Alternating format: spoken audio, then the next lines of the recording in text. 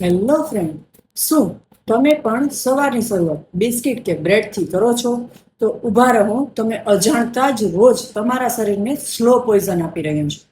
મેંદાથી દૂર રહેવાના 4 મજબૂત કારણો છે. જેમાંનું પહેલું છે તો કે આંતરડાનું જામ થઈ જવું. મેંદો બનાવતી વખતે ઘઉંમાંથી બધું જ ફાઈબર છે એ કાઢી નાખવામાં આવે છે, અને ફાઈબર વિનાનો આ મેંદો છે એ આપણા આંતરડામાં જઈને ગુંદરની જેમ ચોટી જાય છે, જેનાથી શું થાય છે તો કે ભયંકર કબજિયાત અને ગેસ થાય છે. કારણ નંબર 2 તો કે અચાનક જ સુગર છે એ વધવા લાગે છે. મેંદાનો ગ્લાયસેમિક ઇન્ડેક્સ છે એ ખૂબ જ હાઈ હોય છે, જેના લીધે જેવો તમે મેંદો ખાવ છો ને એટલે બ્લડમાં છે એ સુગર છે એ રોકેટની જેમ વધી જાય છે, અને લાંબા ગાળે આ આદત છે એ ટાઈપ 2 ડાયાબિટીસનું મુખ્ય કારણ બને છે. કારણ નંબર 3 તો કે વજન અને બેલી ફેટમાં વધારો કરે છે. મેંદામાં છે એ માત્ર એમ્પ્ટી કેલરીઝ જ હોય છે, કોઈ પણ જાતનું ન્યુટ્રિશન હોતું નથી.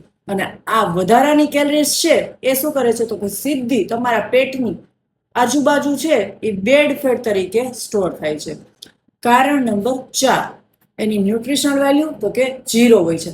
મેંદાને સફેદ અને ચમકદાર બનાવવા માટે એમાં બ્લીચિંગ એજન્ટ જેમ કે એલ્લોક્ઝન નામનો ઉપયોગ થાય છે, જે આપણા સ્વાદુ પેટ માટે ખૂબ જ નુકસાનકારક હોય છે.